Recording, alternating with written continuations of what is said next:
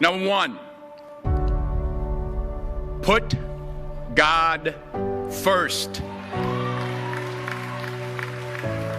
Put God first in everything you do. Everything that you think you see in me, everything that I've accomplished, everything that you think I have, and I have a few things, everything that I have is by the grace of God. Understand that. It's a gift. 40 years ago, March 27th, 1975, it was 40 years ago, just this past March, I was flunking out of college. I had a 1.7 grade point average. I hope none of you can relate. I had a 1.7 grade point average. I was sitting in my mother's beauty shop. They still call it beauty shops now? What they call it now? Yeah, I was sitting in the beauty parlor. I was sitting in my mother's beauty parlor, and I'm looking in the mirror, and I see behind me this woman under the dryer. And every time she looked up, every time I looked up, she was looking at me, just looking me in the eye. And I didn't know who she was, and I said, she said, somebody give me a pen, give me a pencil, I have a prophecy. March 27, 1975, she said, boy, you are going to travel the world and speak to millions of people. Now, mind you, I was flunked out of college. I'm thinking about joining the army. I didn't know what I was going to do, and she's telling me I'm going to travel the world and speak to millions of people. Well, I have traveled the world, and I have spoke to millions of people. But that's not the most important thing, the success that I had. The most important thing is that what she taught me and what she told me that day has stayed with me since. I've been protected. I've been directed. I've been corrected. I've kept God in my life, and it's kept me humble. I didn't always stick with him, but he always stuck with me. So stick with him in everything you do. If you think you want to do what you think I've done, then do what I've done and stick with God. Number two, hard work works. Working really hard is what successful people do. And in this text, tweet, twerk world that you've grown up in, remember, just because you're doing a lot more doesn't mean you're getting a lot more done. Remember that. Just because you're doing a lot more doesn't mean you're getting a lot more done. Don't confuse movement with progress. My mother told me, she said, yeah, because you can run in place all the time and never get anywhere. So continue to strive, continue to have goals, continue to progress. Number three,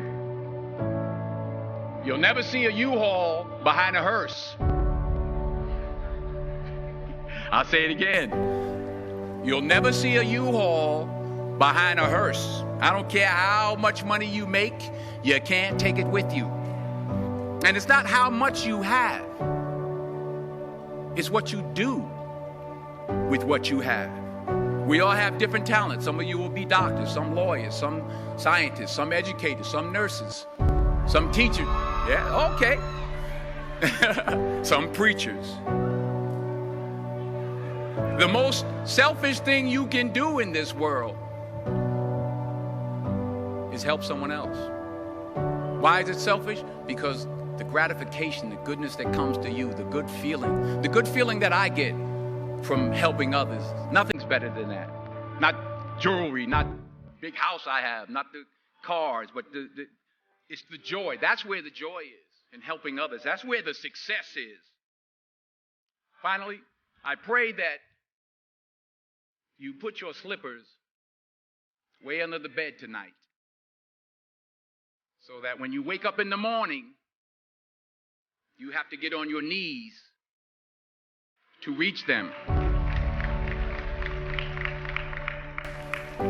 And while you're down there, say thank you for grace.